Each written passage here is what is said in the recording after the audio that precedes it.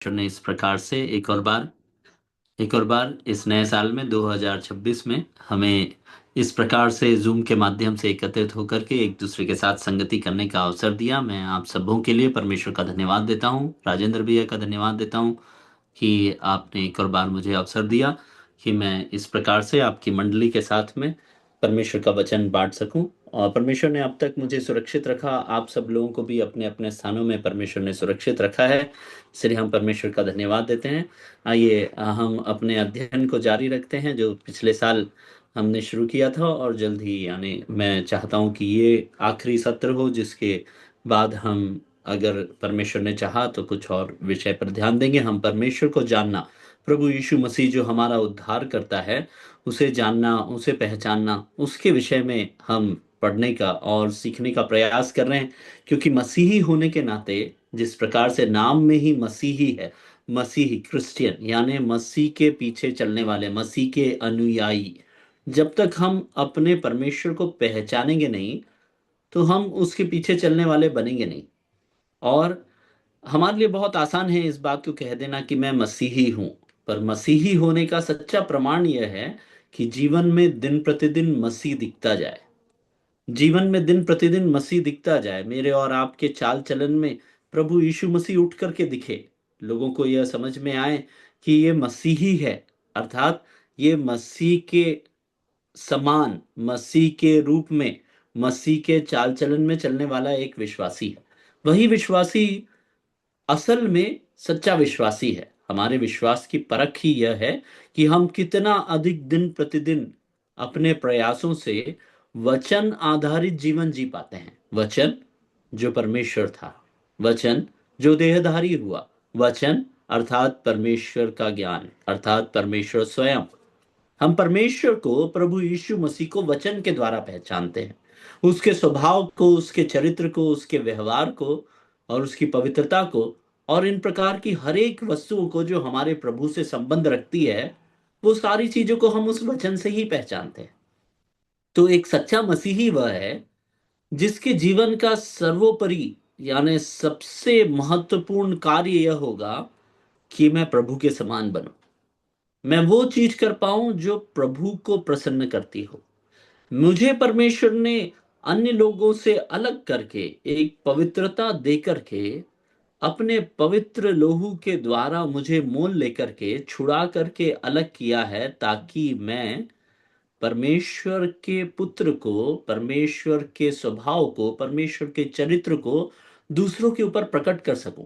मैं एक परमेश्वर का राजदूत हूं, मैं एक परमेश्वर का संदेशवाहक हूं, जो उद्धारकर्ता का संदेश, उस उद्धार का, प्रेम का, त्याग का, बलिदान का, पवित्रता का और परमेश्वर के साथ संगति का एक संदेश जो है, उसे इस संसार के हरेक लोगों के बीच में पहुंचाने वाला एक राजदूत हूं। जब तक कि हम विश्वासी इस प्रकार के मन के नहीं रहेंगे कि हम परमेश्वर के राजदूत हैं और हमें हमारे जीवनों के द्वारा परमेश्वर को, प्रभु यीशु मसीह को दूसरों के सम्मुख प्रदर्शित करना है, तब तक कि हम में वो जोश नहीं आएगा, हम में वो इच्छा शक्ति नहीं आएगी कि हम प्रभु यीशु मसीह को और उसके स्वभाव को सही मायनों में पहचान सके। देखिए, वचन का सुनना बहुत आसान है, वचन का पढ़ना भी बहुत आसान है, पर वचन पर मनन करने के बाद जो संदेश वचन हमें देता है, अर्थात वचन के द्वारा मुझको और आपको जो परमेश्वर की पहचान मिलती है, वचन हमारे मनों में, हमारे सम्मुख, हमारे प्रभु यीशु मसीह को, उस सृष्टिकर्ता परमेश्वर को प्रकाशित करता है। वचन हमें प्रभु के चरित्र, प्रभु की आज्ञाएं, प्रभु के वायदे, इन सारी चीजों को हमारे ऊपर प्रदर्शित करता है।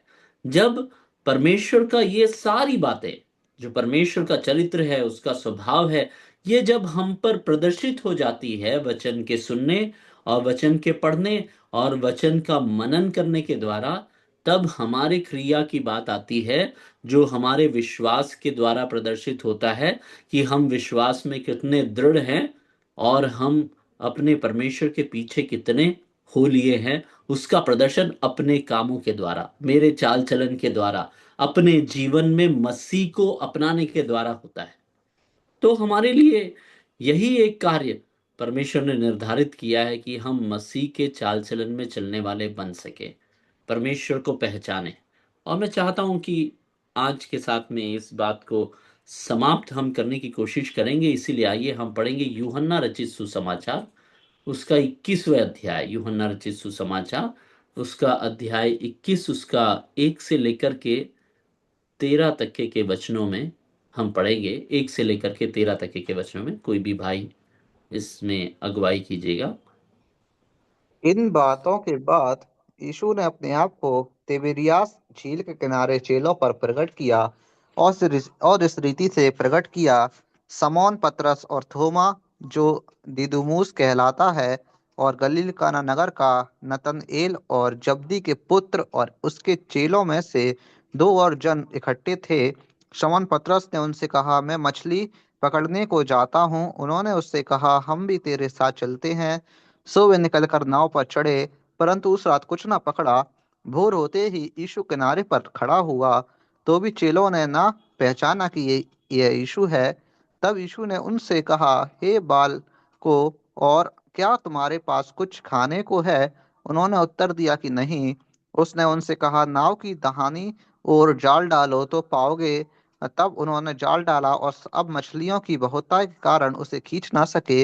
इसलिए उस चेले ने, जिससे यीशु प्रेम रखता था, पतरस से कहा, यह तो प्रभु है। शमौन पतरस ने यह सुनकर कि प्रभु है, कमर में अंगरखा कस लिया, क्योंकि वह नंगा था, और झील में कूद पड़ा। परंतु चेले डोंगी पर मछलियों से भरा हुआ जाल खींचते हुए आए, क्योंकि वे किनारे से अधिक दूर नहीं, क्योंकि 200 हाथ पर थे। जब किनारे पर उतरे तो उन्होंने कोयले की आग और उस पर मछली रखी हुई और रोटी देखी। यीशु ने उनसे कहा, जो मछलियां तुमने अभी पकड़ी हैं, उनमें से कुछ लाओ। शमौन पतरस ने डोंगी पर चढ़कर 153 बड़ी मछलियों से भरा हुआ जाल किनारे पर खींचा, और इतनी मछलियां होने से भी जाल ना फटा। यीशु ने उनसे कहा कि आओ, भोजन करो। और चेलों में से किसी को हियाव ना हुआ कि उससे पूछे कि तू कौन है, क्योंकि वे जानते थे कि हो ना हो यह प्रभु ही है। यीशु आया और रोटी लेकर उन्हें दी, और वैसे ही मछली भी। धन्यवाद भाई।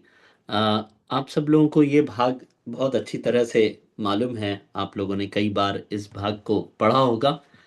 मैं इस भाग में जाने के पहले आपको बताना चाहता हूँ कि आशया भविष्यद्वक्ता की किताब 62वें अध्याय के 6वें और 7वें वचन से मैंने तैयारी किया था, जो कि अंतिम भाग प्रभु यीशु परमेश्वर को पहचानने के संबंध में था।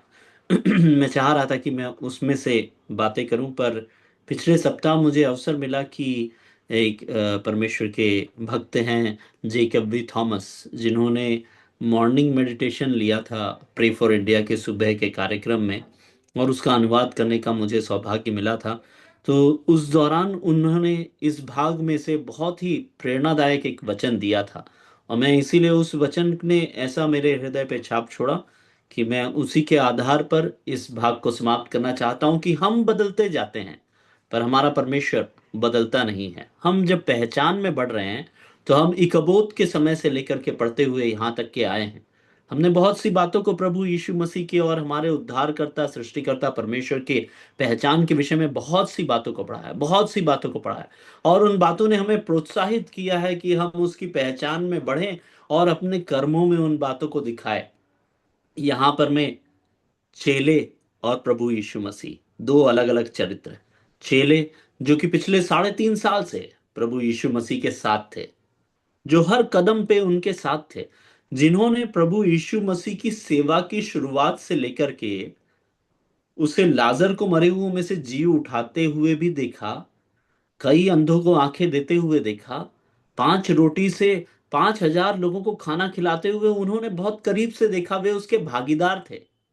उन्होंने प्रभु के उस सामर्थ को बहुत करीब से अनुभव किया।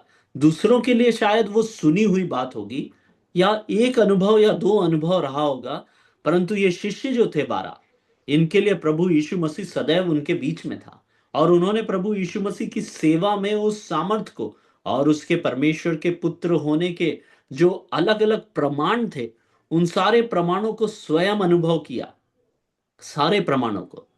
और प्रभु यीशु मसीह ने अपनी जो संसार में आने के पीछे का उद्देश्य और पिता के उसके पीछे की जो योजना, इन सब का प्रकाशन इन 12 शिष्यों पर किया।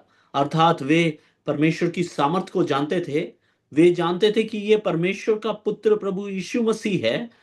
वे सारे वायदे जो प्रभु यीशु मसीह ने उनसे किया था उनसे अवगत थे, क्योंकि परमेश्वर ने के जो भी वायदे थे, जो वायदों को पूरा करने के लिए प्रभु यीशु मसीह इस संसार में आए थे, वो सारे वायदे प्रभु यीशु मसीह ने अपने शिष्यों को बताए थे।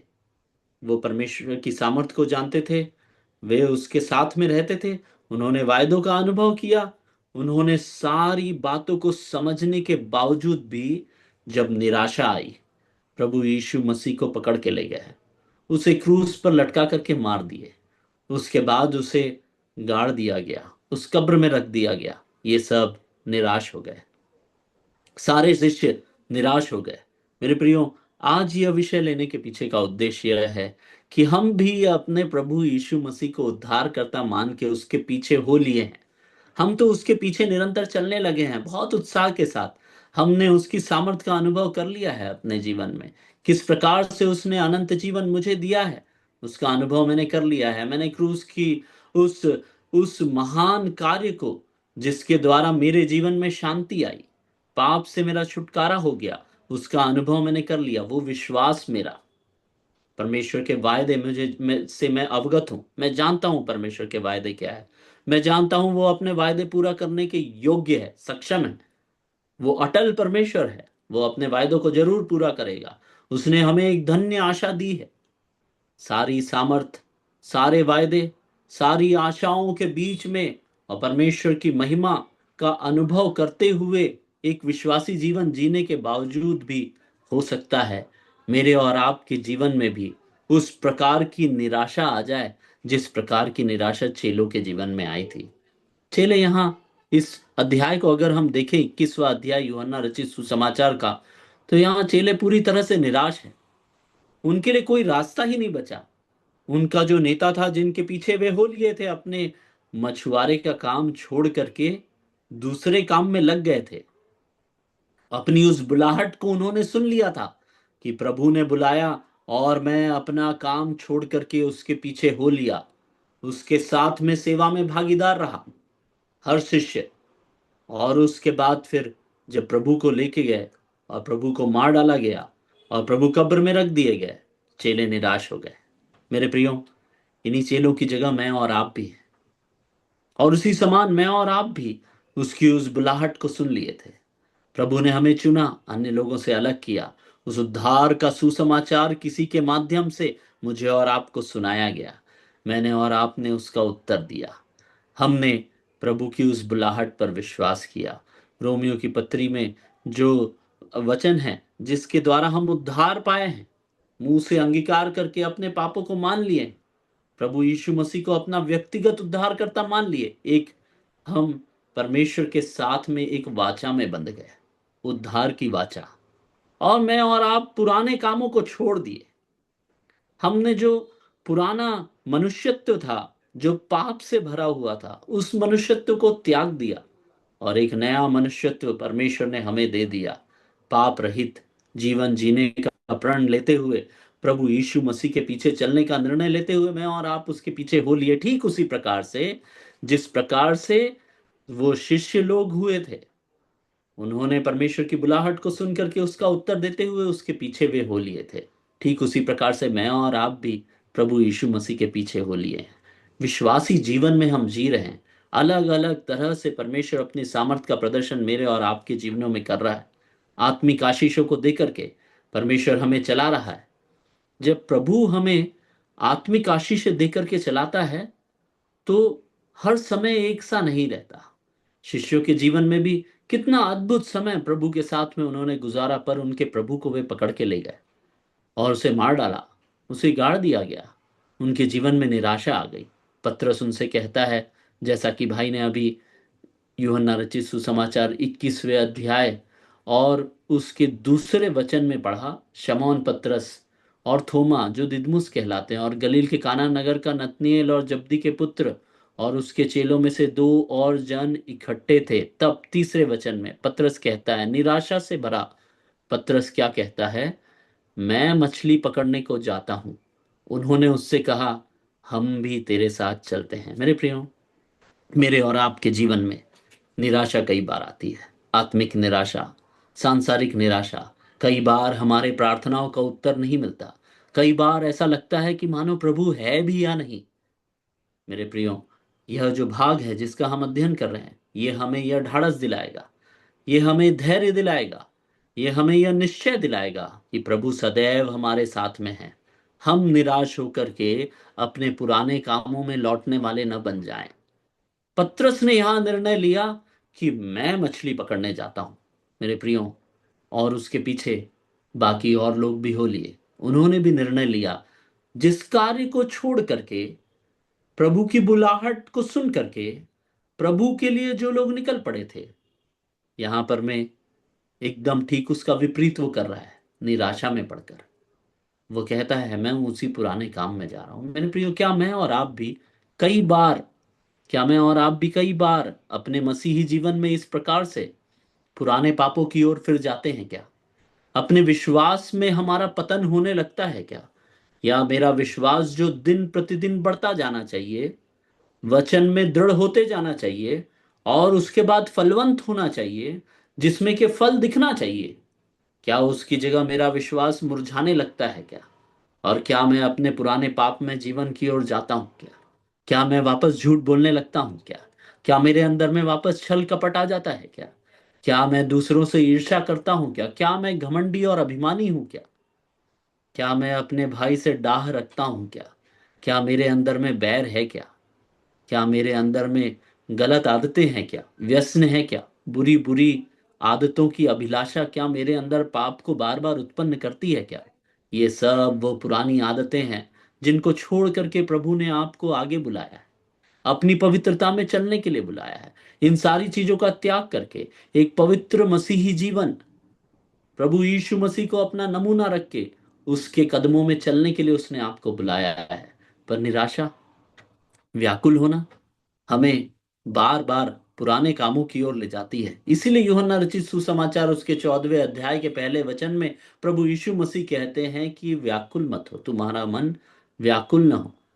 व्याकुल न हो करके, निराश न हो करके परमेश्वर बार बार हमसे कहते हैं, बार बार हमसे कहते हैं। मेरे प्रियो, निराशा अगर मेरे और आपके जीवन में है, तो वह हमें परमेश्वर के विश्वास से दूर ले जा सकती है, पुराने कामों की ओर ले जा सकती है।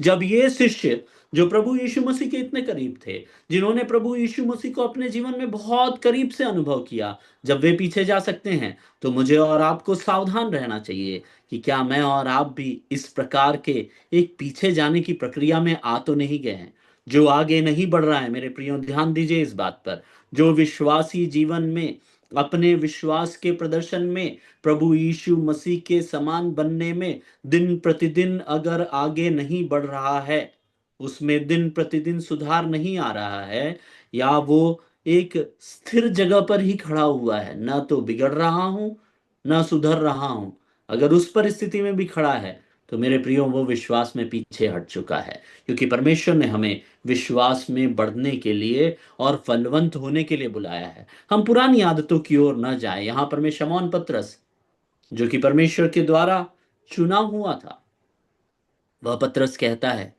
कि मैं मछली पकड़ने जा रहा हूं, और उसके साथ में बाकी लोग भी हो जाते हैं। मेरे प्रियो, हम सावधान रहें, हम आगे बढ़ते हैं। यहां पर में दो लोग हैं, मैंने आपको पहले भी बताया। एक है झुंड, जो शिष्यों का झुंड है, जो निराश हो गया है कि उनका नेता गया, उनका नेता मारा गया, अब उनका कोई नेतृत्व नहीं है, उनके जीवन की आशा समाप्त, वे सब कुछ भूल चुके हैं। परमेश्वर के वायदे, वो तीसरे दिन जी उठेगा, मैं दोबारा तुम्हें प्रकट होऊंगा, और उसके बाद मेरा राज्य आएगा, तुम मेरे साथ में राज्य करोगे, ये सारे वायदे, ये सारी सामर्थ की बातें, उस बात को कि यह मृत्यु पर अधिकार रखने वाला परमेश्वर है जिसने लाजर को मृत्यु में से उठा दिया, उस सारी बातों को वे भूल जाते हैं। और भूल करके, निराशा के कारण, हताश होकर के, कोई मार्ग नहीं दिख रहा सोच करके वापस पुराने कार्य की ओर चले जाते हैं। इस प्रभु के पीछे जाने में कोई लाभ नहीं, अब मुझे अपनी व्यवस्था खुद करनी होगी। कई बार हम भी इस प्रकार का विचार रख लेते हैं, परिस्थितियों को देख करके निराश हो जाते हैं। परंतु मेरे प्रियो, हताश होने की बात नहीं है। ये तो स्वाभाविक है, एक झुंड शिष्यों का जो कि निराशा से भरा पड़ा है, और वहीं सामने आशा का दाता, हमारा उद्धार करता प्रभु यीशु मसीह, हम उसके विषय में देखते हैं। शिष्य उसे छोड़ करके पुरानी अपनी आदतों की ओर, पुराने अपने काम की ओर चले गए थे। चौथे वचन में हम हमारे उद्धारकर्ता को पाते हैं। चौथा वचन यूहन्ना 21 के 4 में इस प्रकार से लिखा है, भोर होते ही यीशु किनारे पर खड़ा हुआ था। प्रभु यीशु मसीह किनारे पर खड़ा हुआ था। मेरे प्रियो, आप चाहे कितनी भी कठिन परिस्थिति से होकर के क्यों ना जा रहे हो, कितना भी आपके जीवन में निराशा क्यों ना आ गई हो सकता है कि आप अपने पुरानी आदतों की ओर मुड़ चले हो सकता है आपने पाप से जो तौबा किया था उसी पाप को आप दोबारा करने लगे हो सकता है आपके जीवन से उस पाप को आप निकाल ही नहीं पा रहे हैं। आपके जीवन में कठोर निराशा, घोर निराशा आ गई है, अंधकार छाया है। पर आप ध्यान रखिए कि प्रभु किनारे पर खड़ा है, वो आपको देख रहा है, उसे आपका ध्यान है, उसे मेरा ध्यान है, उसे शिष्यों का ध्यान था। वो प्रेम करने वाला परमेश्वर है। उसने अपना प्राण मेरे और आपके लिए दिया है। हमारे उद्धार के लिए उसने अपने आप को नम्र और दीन कर दिया। स्वर्गदूतों से नीचे किया गया, मनुष्य का रूप धारण किया, दास का रूप धारण करके मनुष्य की समानता में वो आ गया, और आज्ञाकारी रहा कहां तक? मृत्यु तक। क्रूस की श्रापित मृत्यु तक स्वीकार करने के लिए आज्ञाकारी रहा। क्यों? क्योंकि वह मुझसे और आपसे, हर एक विश्वासी से प्रेम करता था। वो किनारे पे खड़ा है। मेरे और आपके जीवन में अगर हम परमेश्वर से दूर हो चले हैं, अगर हम विश्वास में डगमगाने लगे हैं, मेरे और आपके जीवन में निराशा है, मालूम नहीं कि क्या आपका परिवार आपके साथ में उस समय खड़ा है, क्या हम नहीं जानते। क्या आपका मित्र आपकी उस निराशा में आपके साथ खड़ा है, क्या वो आपकी मदद कर सकता है, क्या हम नहीं जानते। क्या आपकी कलीसिया आपके साथ में खड़ी है, क्या वो आपको उस परेशानी से, उस निराशा से छुटकारा दे सकती है, क्या हम नहीं जानते। पर एक बात तय है कि प्रभु किनारे में खड़ा है। आप हो सकता है विश्वास में दूर चले जाएं, नाव पे बैठ करके पुरानी कार्य को करने के लिए उस झील की तरफ निकल पड़े, पर प्रभु किनारे पर अटल खड़ा आपका इंतजार करता है। मेरे प्रियो, हमें प्रभु को पहचानना होगा, उसके प्रेम को पहचानना होगा, तो फिर हम उससे दूर नहीं जा पाएंगे, हम निराश नहीं होंगे, क्योंकि उद्धारकर्ता मेरे और आपके लिए वहां उपस्थित है। उनके विषय में क्या लिखा है? चेलों ने न पहचाना कि यह यीशु है। मेरे प्रियो, बहुत से बार मेरे और आपके जीवन में भी ये कठिन बात होती है। हम नहीं पहचान पाते कि हमारा उद्धारकर्ता वहां खड़ा है, वो यीशु है करके हम नहीं पहचान पाते। हम उसकी सामर्थ को भूल जाते हैं। हम यह भूल जाते हैं कि मेरा उद्धारकर्ता सामर्थी है। हम पहचानने से इनकार कर देते हैं अपने परमेश्वर को। मेरे और आपके जीवन में सबसे बड़ा पतन का कारण, विश्वास में डगमगाने का कारण, पाप में दोबारा फंस जाने का कारण, अभिलाषाओं में खिंच करके सांसारिक बातों में फंसने का मुख्य कारण यह है, किनारे पे खड़े हुए यीशु को हम पहचानने से इनकार कर देते हैं। हमें उसे पहचानना होगा। वो सदैव हमारे लिए खड़ा है। वो अपनी पवित्रता के साथ में अपने नमूने को हमें प्रदर्शित करते हुए सदैव हमारा इंतजार और हमारी अगुवाई और हमारा मार्गदर्शन करने के लिए प्रभु सदैव खड़ा है। हमें उसका पहचानना, हमें उसे पहचानना आवश्यक है। यहाँ पर मैं दो झुंड, शिष्यों का झुंड जो निराशा से भरपूर होकर के अपनी पुरानी आदतों की ओर चले गए, और प्रभु जो उन शिष्यों का वापस आने का इंतजार कर रहा है। वो ये इंतजार कर रहा है कि मेरे ये शिष्य कब वापस आएंगे, और वो उनके लिए रुका हुआ है। पर शिष्य उसे नहीं पहचान पा रहे हैं। मेरे प्रियो, दो अलग अलग विरोधाभासी स्वभाव, हम जो दूर जाते हैं और प्रभु जो सदैव निकट आने के लिए तत्पर रहता है। उत्पत्ति की किताब से समय से लेकर के आज के समय काल तक के प्रभु मनुष्यों के साथ संगति रखना चाहता है। उसने हमें अपने स्वरूप में बनाया ताकि हम उसके स्वरूप को दूसरों पर प्रदर्शित कर सके। पर मनुष्य पाप के कारण लोगों से, परमेश्वर से दूर होते जाता है। मनुष्य अपने पाप के कारण परमेश्वर की संगति से दूर होते जाता है। यहाँ शिष्य उनसे दूर होने लगे, पर परमेश्वर उनका इंतजार करता है। और सिर्फ इंतजार ही नहीं करता, उसके अलावा भी यहाँ पर मैं प्रभु यीशु मसीह बहुत से कार्यों को करते हैं। उसे चार भागों में भाई ने बांटा था, और सेम उन्हीं चार भागों को मैं आपके साथ में बांटना चाहता हूं। और उसमें प्रभु यीशु मसीह के actions, actions of the Lord. शिष्यों के एक्शन क्या थे? कि वे दूर चले गए, निराशा में आ गए, उन्होंने प्रभु को ना पहचाना। पर हम प्रभु के एक्शंस को देखते हैं। पांचवें वचन को जरा पढ़िएगा भाई, पांचवा वचन। और तब यीशु ने उनसे कहा, ए बालकों, क्या तुम्हारे पास कुछ खाने को है? उन्होंने उत्तर दिया कि नहीं। देखिए, वहां पर में वे लोग झील में मेहनत कर रहे हैं, मछली पकड़ने का प्रयास कर रहे हैं, उन्हें कोई मछली मिली नहीं। आपको ये भाग पूरा अच्छी तरह से मालूम है। वो परेशान हो रहे हैं, निराशा में पड़े हुए हैं। सोचे कि अब यीशु के पीछे घूमने से कोई लाभ नहीं हो रहा, अब मैं अपने पुराने काम की ओर चले जाऊंगा, छोड़ देता हूं ये सब। अपने पुराने काम में तो मुझे लाभ था, और जब वो पुराना काम कर रहे हैं तो वहां भी कोई लाभ नहीं मिल रहा है। निराशा ही हाथ में आ रही है, कुछ भी नहीं मिल रहा है। अगर इस सारी परिस्थिति को, इससे पहले कि हम इन चारों बातों को देखें, अगर इस सारी परिस्थिति को देखें, तो उसे हम इस तरह से समराइज या संक्षेप में कह सकते हैं: निराशा में हम परमेश्वर से दूर चले जाते हैं और विश्वास का त्याग करने लगते हैं।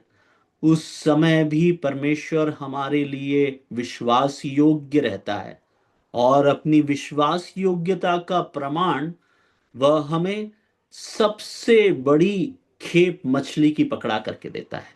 देखिए, यहां पर में वे छोड़ करके चले गए थे, उन्हें एक भी मछली नहीं मिली। पर जब प्रभु ने उनके लिए प्रयोजन किया तो उनने अपने जीवन का शायद सबसे बड़ा खेप जो है मछली का, वो उस दिन पकड़ा। मेरे प्रियो, हम अविश्वासी हैं, पर परमेश्वर विश्वास योग्य है। उस परमेश्वर की विश्वास योग्यता को पहचानने के लिए चार बातें। पहली बात जो भाई ने अभी पढ़ी पांचवें वचन में, वे लोग उससे दूर चले गए, वे लोग उससे काफी दूर चले गए। परंतु यहां पर मैं प्रभु क्या कहता है? प्रभु यीशु ने उनसे कहा, हे बालकों। वह प्रेम के साथ मुझे और आपको पुकारता है, एक ईश्वरीय बुलाहट के साथ पुकारता है। हो सकता है कि मैं और आप विश्वास में और भी पीछे होते जा रहे हो सकता है कि हम अपने परमेश्वर को भूल करके उससे दूर चले जाते हो। एक सेकंड जी।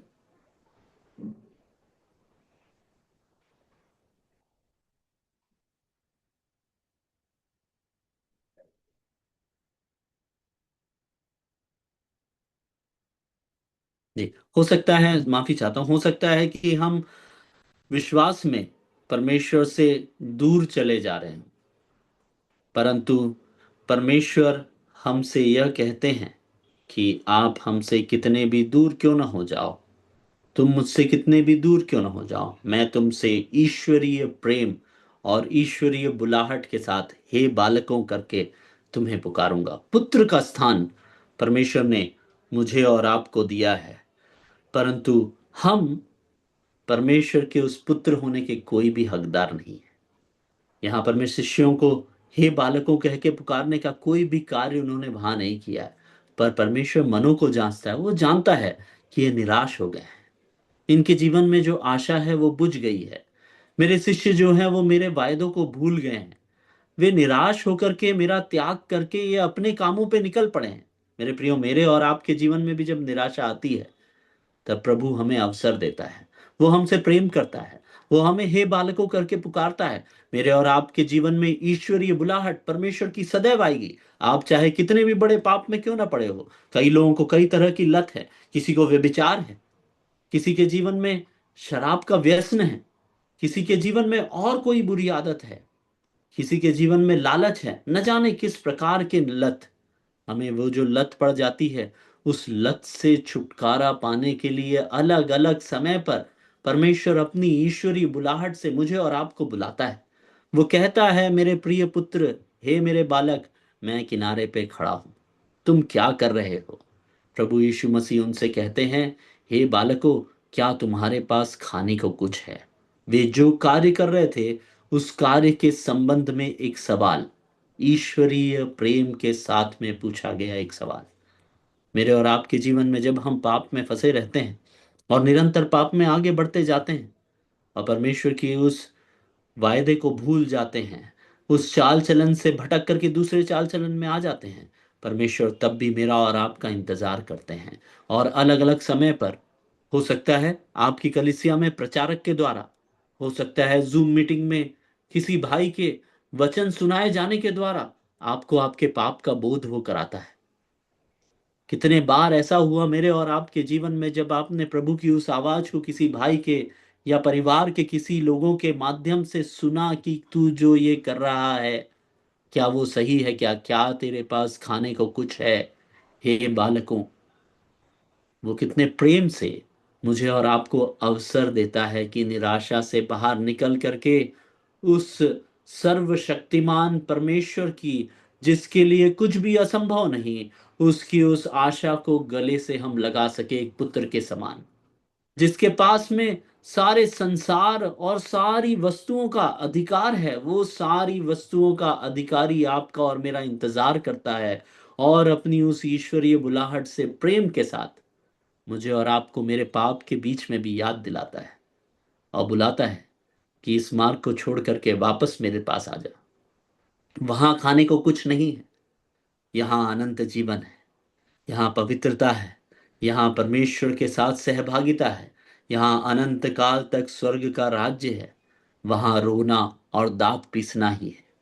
हे बालकों, क्या तुम्हारे पास खाने को कुछ है। बहुत प्रेम से भरी हुई एक ईश्वरीय बुलाहट। क्या मैं और आप उस बुलाहट को सुनते हैं क्या। शिष्यों ने उसे नहीं पहचाना, उसके बावजूद भी उसने उन्हें पुत्र का दर्जा देकर के बुलाया। मैं और आप भी उसे कई बार नहीं पहचानते, पाप से, एक आदत से इतना अधिक प्रेम करने लगते हैं कि जगत को से प्रेम करके अपने प्राण को देने वाले प्रभु यीशु मसीह को भूल जाते हैं। मेरे प्रियो, हमारे लिए जरूरी है कि हम उसकी उस प्रेम भरी पुकार को नजरअंदाज न करें, उसे सुने और उसका उत्तर हम उसे दें। उसके बगैर हम ये कर नहीं सकते। हमको अगर परमेश्वर के प्रेम में आगे बढ़ना है, अगर हमको परमेश्वर की उस बुलाहट में बने रहना है, अगर हमें प्रभु यीशु मसीह की संगति में रहना है, तो हमें उसकी उस बुलाहट को ध्यान देना होगा, क्योंकि वो बहुत प्रेम के साथ में हमें बुलाता है। छठवें वचन को अगर हम देखें भाई, उसके बाद छठवां वचन को जरा पढ़िएगा, सेकंड पॉइंट पे हम आते हैं। उसने उनसे कहा, नाव की दाहिनी ओर जाल डालो तो पाओगे। तब उन्होंने जाल डाला और अब मछलियों की बहुतायत के कारण उसे खींच ना सके। देखिए, यहां पर मैं, हम वापस से उस परिप्रेक्ष्य को समझे। वे परमेश्वर से दूर होके निराशा के कारण अपने पुराने काम में लग गए। प्रभु यीशु मसीह उसके बावजूद भी वहां आए, उनके इंतजार करते हुए वहां खड़े रहे। उन्होंने उसे नहीं पहचाना। नहीं पहचानने के बावजूद भी प्रेम पूर्वक एक ईश्वरीय बुलाहट के साथ उन्होंने उन्हें हे बालकों कहकर बुलाया। उसके बाद भी उन्होंने नहीं पहचाना। तब प्रभु यीशु मसीह उन्हें अपने द्वारा एक ईश्वरीय निदान, उनके समस्या का निराकरण, एक सॉल्यूशन, उनके लिए एक डिवाइन सॉल्यूशन वहां पर में देते हैं। वे परेशान थे कि उनकी आजीविका कैसे चलेगी। जिसके पीछे वे हो लिए थे ये सोच करके कि उसका राज्य तुरंत आ जाएगा और हम भी राज्य करेंगे, वो तो चला गया। उसके बाद हम अपना पुराना काम करके अपनी आजीविका चलाएंगे। वहां भी निराशा जब हाथ लगी, तो परमेश्वर उचित समय पर आकर के वहां उन्हें उचित निराकरण देते हैं। वे मछली पकड़ने गए थे, प्रभु यीशु मसीह उन्हें सही मार्गदर्शन देते हैं। एक ईश्वरीय मार्गदर्शन, अगर आप लिख रहे हैं तो उसको ऐसे लिख सकते हैं। पहला है ईश्वरीय बुलाहट, प्रेम भरी ईश्वरीय बुलाहट, जो हमने पांचवें वचन में पढ़ा। दूसरा जो है छठवें वचन में, एक ईश्वरीय मार्गदर्शन। ईश्वरीय मार्गदर्शन, छठवें वचन में परमेश्वर उनसे कहते हैं, दाहिनी ओर जाल डालो तो पाओगे। उन्होंने जाल डाला और उनका जो जाल है वो मछली से भर गया। कितनी अद्भुत बात है। हमें यह वचन बहुत पसंद आता है कि प्रभु से मांगा नहीं, बिल्कुल भी नहीं मांगा।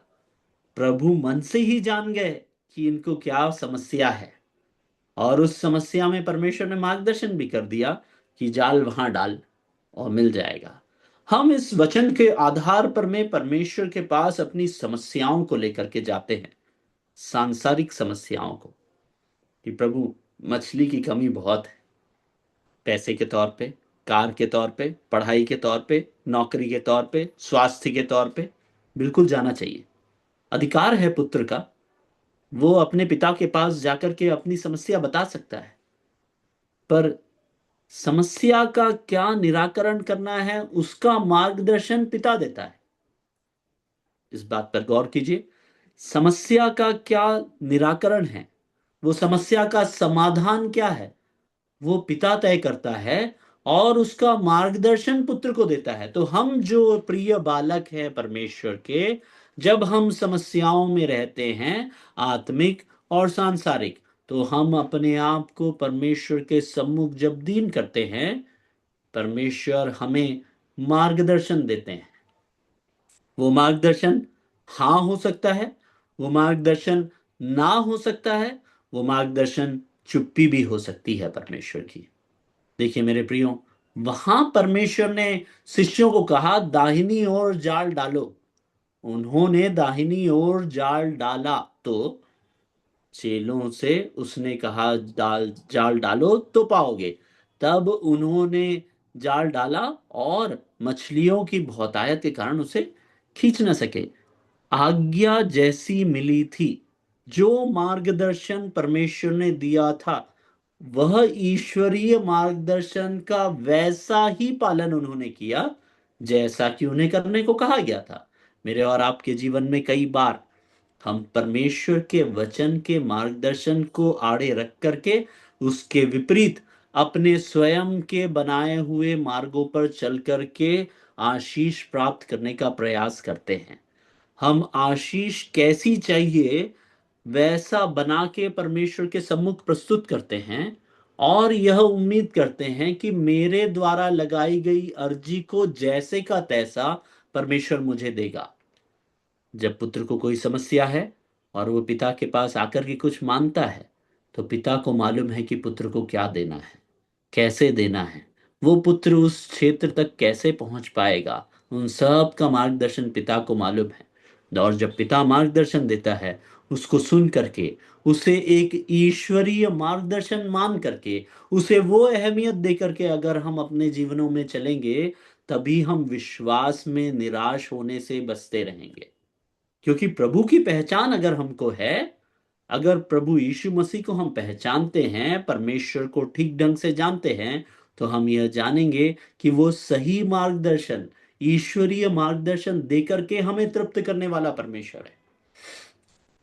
जो कुछ भी तुम्हारी आवश्यकता है, वो सब कुछ मैं तुम्हें दूंगा, ऐसा नहीं है प्रभु का वायदा। पर प्रभु का वायदा यह है कि तुम्हारे लिए जो उचित है, उचित समय पर परमेश्वर तुम्हें देगा। और बाइबल भरा पड़ा है ऐसे कई उदाहरणों से जहां पर में परमेश्वर ने मार्गदर्शन दिया।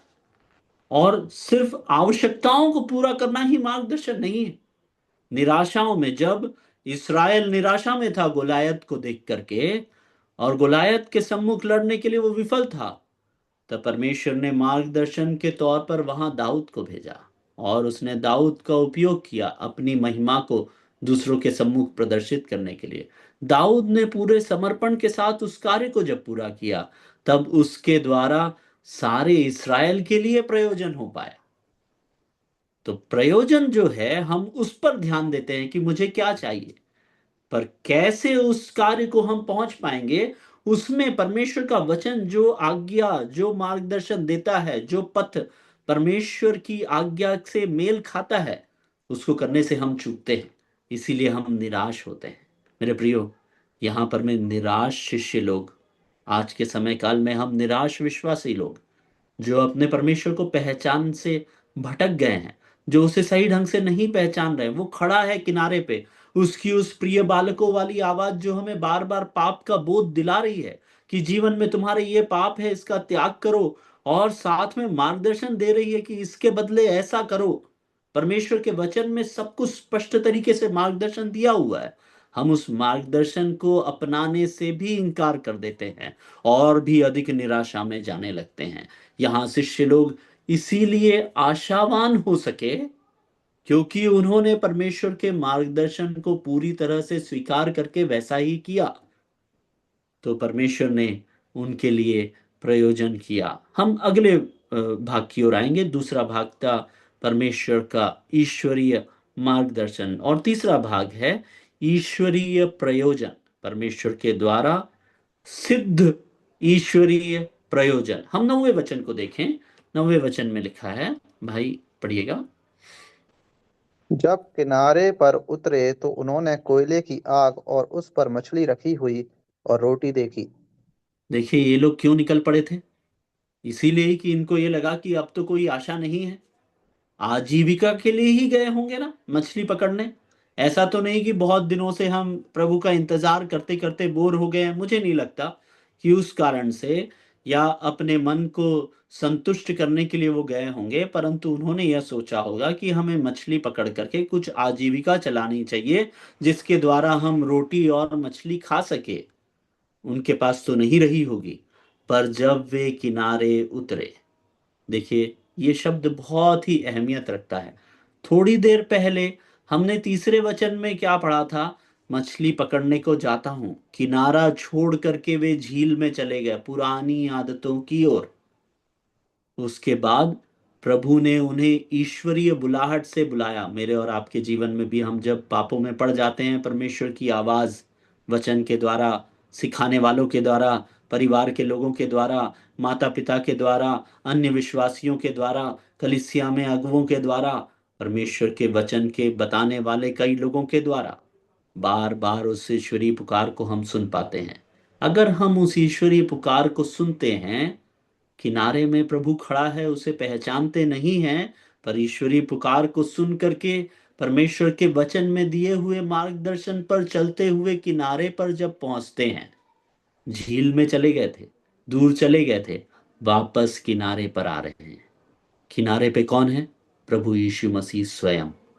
और जब वे किनारे पे आते हैं, जब किनारे पर उतरे थोड़ी देर के बाद, ऐसा लिखा है नहीं, जब किनारे पर उतरे तो उन्हें कोयले की आग और उस पर मछली रखी हुई और रोटी भी देखी। उनके जीवन के लिए आवश्यकता अनुसार प्रयोजन परमेश्वर ने करके रखा था वहां पे। कितनी अद्भुत बात है! सिद्ध ईश्वरीय प्रयोजन, जो कि हमारा तीसरा टॉपिक है। सिद्ध ईश्वरीय प्रयोजन, उनको जो चाहिए था वो सब कुछ आवश्यकता के अनुसार वहां पर मैं उपलब्ध था। जब वे किनारे पहुंचे, वे दूर चले गए थे, उन्होंने प्रभु को भूल गए थे, वे प्रभु को भूल गए थे, प्रभु को पहचान भी नहीं रहे थे। प्रभु ने उन्हें बुलाया, मार्गदर्शन किया, वे किनारे पे आए तो प्रभु ने उनके लिए प्रयोजन किया। मेरे प्रियो, हम प्रयोजन के लिए ही प्रार्थना करते हैं। इससे पहले भी मैंने उस बात को कहा आपसे। हम प्रार्थना बहुत करते हैं प्रयोजन के लिए, प्रभु मेरा ये कार्य करा दे, प्रभु मेरा वो कार्य करा दे। जो उचित है, जो आवश्यक है मेरे और आपके जीवन में, उन सारी चीजों का प्रयोजन वो कर चुका है। वो किनारे पर वो प्रयोजन है। क्या मुझे और आपको विश्वास है क्या कि सामने जो किनारे पर खड़ा है वो मेरा प्रभु है और उसने सारा प्रयोजन किया हुआ है? सिद्ध ईश्वरीय प्रयोजन हर एक विश्वासी के लिए। जितना आवश्यक है उतनी सामर्थ, जितना आवश्यक है उससे बढ़कर अनुग्रह, जितना आवश्यक है उतनी महिमा, और जितना आवश्यक है उतनी सांसारिक वस्तुएं परमेश्वर ने हमें दी है, बहुत आयत से दी है। क्या हमें उसके प्रयोजन पर विश्वास है क्या? प्रभु हमें ऐसा करने में सहायता करे। चौथी बात में हम एक दूसरा भाग है इसी में रह करके, जहां पर मैं प्रभु यीशु मसीह इनसे कहते हैं, पत्रस से कहते हैं, बार बार पूछते हैं, क्या तू मुझसे प्रेम रखता है क्या? क्या तू इनसे मुझसे प्रेम रखता है क्या? है ना? आप 15वें वचन से लेकर के अगर हम पढ़ेंगे तो हम ये पाएंगे 17वें वचन तक के। 17वें वचन में लिखा है, उसने तीसरी बार उससे कहा, हे शमौन यूहन्ना के पुत्र, क्या तू मुझसे प्रीति रखता है? पत्रस उदास हुआ। उसने तीसरी बार ऐसा कहा कि क्या तू मुझसे प्रीति रखता है क्या? उसने उससे कहा, हे प्रभु, तू तो सब जानता है, तू यह जानता है कि मैं तुझसे प्रीति रखता हूँ। यीशु ने उससे कहा, मेरी भेड़ों को चरा। जो कार्य के लिए परमेश्वर ने पतरस को बुलाया था, उस कार्य से भटक करके पतरस दूसरे मार्ग पर निकल पड़ा था। प्रभु ने उसे किनारे पर खड़े होकर के उसका इंतजार किया। उसने प्रभु को नहीं पहचाना। उसने किनारे से आवाज दी। उसने अपनी ईश्वरीय पुकार से उसे पुकारा। उसने सुना। उसने ईश्वरीय मार्गदर्शन उसके जीवन में दिया। उसने उस मार्गदर्शन का अनुकरण किया, ठीक वैसा ही किया।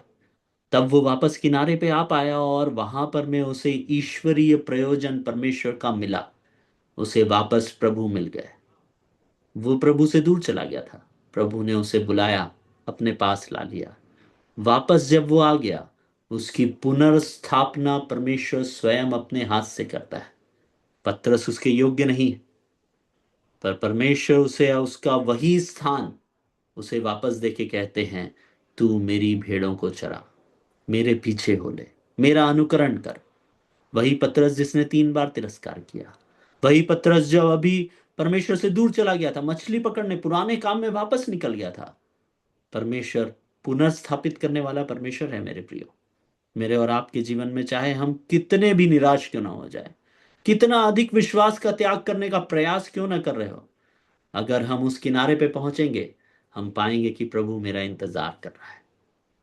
आपका इंतजार प्रभु कर रहा है। और अगर आप आ जाएंगे, तो वह आपको पुनर्स्थापित करेगा। आपको वही महिमा देगा जो आपकी महिमा, जिस महिमा के लिए उसने आपको बुलाया है। क्या हम इस प्रकार का हृदय लेकर के चलते हैं क्या? क्या मैं और आप वाकई में अपने परमेश्वर को पहचानते हैं क्या? उस परमेश्वर की 4 गुणों को हमने आज देखा।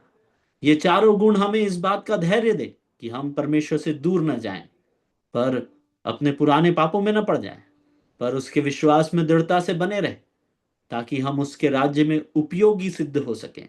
मुझे और आपको उसके राज्य में उपयोगी सिद्ध होने के लिए उसने बुलाया है। 4 बातें, मैं उन चारों बातों को एक बार दोहराता हूं। पहली बात, हमने इस बात को देखा था 5वें वचन में, जब हम विश्वास में दूर हो जाते हैं, परमेश्वर का तिरस्कार करने लगते हैं, विश्वास का त्याग करने लगते हैं, तो परमेश्वर को छोड़ करके अपने पुराने कामों में, जिसको यहाँ पर में झील में जाकर के मछली पकड़ने के तरीके से हम ले सकते हैं, उस प्रकार से हो जाते हैं।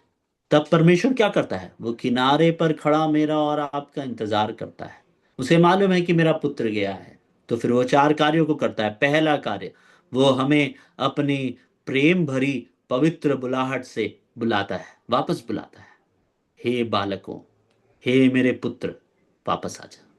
उसके बाद जब हम उसकी पुकार को सुनते हैं, हो सकता है तब भी उसे ना पहचान पाए, तब वह हमारा ईश्वरीय मार्गदर्शन करता है अपने वचन के द्वारा, अपने आदेशों, अपनी आज्ञाओं के द्वारा। तो अगर हम बार बार अपने जीवन में पापों के करते समय बार बार पाप का बोध हो रहा है, तो वो परमेश्वर की बुलाहट है मेरे प्रिय। आपके जीवन में वो परमेश्वर की बुलाहट है। वो कह रहा है, इस आदत को छोड़ दे, इस पाप को छोड़ दे और मेरे पीछे हो ले। मैं तेरा इंतजार कर रहा हूं किनारे पे। मैं तुझे मार्गदर्शन देता हूं परमेश्वर के वचन के द्वारा, एक ईश्वरीय मार्गदर्शन। जब हम उस ईश्वरीय मार्गदर्शन को प्राप्त करते हुए वापस प्रभु के साथ मिलाप में आ जाते हैं, किनारे पर आ जाते हैं, उस मार्गदर्शन के माध्यम से हम किनारे पर पहुंच जाते हैं, तो मेरे प्रियो, वह हमारे लिए ईश्वरीय प्रयोजन करता है। ईश्वरीय प्रयोजन, हमारी सारी आवश्यकताओं को वो पूरा कर सकता है। आत्मिक आवश्यकताओं को संपूर्ण रूप से पूरा कर सकता है। कोई भी आत्मिक वस्तु की किसी भी विश्वासी को घटी नहीं होगी। ये परमेश्वर का वायदा है और उसने हमें सब कुछ दिया है जो भक्ति और जीवन से संबंध रखता है। हम दूसरे पत्रस के पहले अध्याय में वैसा पढ़ते हैं। और चौथी बात है, वो यह है कि उसके बाद वह हमारा ईश्वरीय पुनर्स्थापन करता है। हम दूर चले जाएं, पर जिस महिमा के लिए उसने हमें बुलाया है, जब हम उसके मार्गदर्शन पर चल के उसके साथ संगति में वापस से उसी महिमा के साथ में आ जाते हैं, तो परमेश्वर हमें पुनर्स्थापित करता है। पतरस का कोई भी रोल नहीं था इस सारे कार्य में। पतरस ने सिर्फ एक ही काम किया था, वो दूर चला गया था। पर परमेश्वर ने उसे पुनर्स्थापित करते तक लाया। मेरे प्रियो, मेरे और आपके जीवन में भी ये बहुत अहम है कि हम इस तरह से इन चारों बातों को समझ सके। जब हम इन चारों बातों को समझेंगे, तभी तभी हम अपने जीवन में परमेश्वर को सही ढंग से पहचानने वाले बन सकेंगे। परमेश्वर इसको करने में हमारी सहायता करे। अंतिम बात बोल करके मैं समाप्त करूंगा। 7वें वचन को पढ़िएगा भाई। 7वां वचन। और इसलिए उस चेले ने जिससे यीशु प्रेम रखता था पतरस से कहा, यह तो प्रभु है। शमौन पतरस ने यह सुनकर कि प्रभु है, कमर में अंगरखा कस लिया, क्योंकि वह नंगा था, और झील के में कूद पड़ा। जी हाँ। तो यहाँ पर मैं, अगर आप देखेंगे, तो यहाँ पर मैं यूहन्ना के बारे में भी एक बात आई है, और उस बात को बोल के मैं समाप्त करूंगा। इस समय इसीलिए उस चेले ने जिससे यीशु प्रेम रखता था, अर्थात यूहन्ना, यूहन्ना ने पतरस से क्या कहा कि यह तो प्रभु है। प्रभु को पहचाना यूहन्ना ने। सिर्फ यूहन्ना ही था वहां पर में जिसने प्रभु को पहचाना। मेरे प्रियो, हो सकता है आपके परिवार में आप यूहन्ना है। हो सकता है आपके परिवार में, आपकी कलीसिया में आप यूहन्ना है। मेरे प्रियो, उसकी जिम्मेदारी को भी समझिए। क्या आप प्रभु को पहचान पा रहे हैं? क्या आपके जीवन में परमेश्वर का वचन आपसे बातें कर रहा है और पाप का बोध दिला रहा है? दूसरों को सुधारने में आप जितना समय बिता रहे हैं, उससे बेहतर है कि प्रभु को दूसरों पर प्रकाशित करने में अपना समय बिताएं। दूसरे भाई को, बहन को सुधारने में, उसकी बुराई करने में, उसकी तारीफ करने में आप जो समय व्यतीत कर रहे हैं, उससे जरूरी है कि परमेश्वर को उस पर प्रदर्शित करें। जब उसने पतरस को कहा कि वो तो प्रभु है, तब पतरस ने भी पहचाना वो प्रभु है, और अपने आप को वो पानी में डुबा दिया। उसने वो झील में कूद गया, क्योंकि वो कपड़े नहीं पहना हुआ था। उसे समझ में आ गया प्रभु है। मेरे प्रियो, बहुत से लोगों को पाप में पड़े रहने से, उन्हें वापस पुनर्स्थापित करने में आप मददगार बन सकते हैं यूहन्ना बनने के द्वारा। परमेश्वर मुझे और आपको सहायता करे कि हम अपनी जिम्मेदारियों को समझें। सबसे पहले पतरस के समान, कि क्या मैं परमेश्वर की बुलाहट को सुन रहा हूं क्या, या उससे दूर जाते जा रहा हूं, मछली पकड़ने निकल गया हूं क्या, किनारे पर वो मेरा इंतजार कर रहा है, वहां से वो मार्गदर्शन दे रहा है अपने वचन के द्वारा, क्या मैं उस मार्गदर्शन के अनुसार करने के लिए तत्पर हो गया हूं क्या? और अगर मैं उस मार्गदर्शन के हिसाब से करता हूं तो उस वो मेरे लिए प्रयोजन करेगा और मुझे पुनर्स्थापित करेगा। प्रभु की ये चार पहचान। और अगर नहीं, और आप यूहन्ना हैं, तो परमेश्वर आपको सहायता करे कि आप दूसरों को प्रभु यीशु मसीह को प्रदर्शित करने वाले बन सके अपने जीवन में। दूसरों को प्रभु की सच्चाई, प्रभु का चरित्र, प्रभु का प्रकाशन करने वाले बनने के लिए परमेश्वर मुझे और आपको सहायता करे। एक और बार कलीसिया का धन्यवाद देना चाहता हूं कि आप लोगों ने इस प्रकार से मुझे अवसर दिया, या आपके साथ वचन को बांट सकूं। सबको जय मसीह की।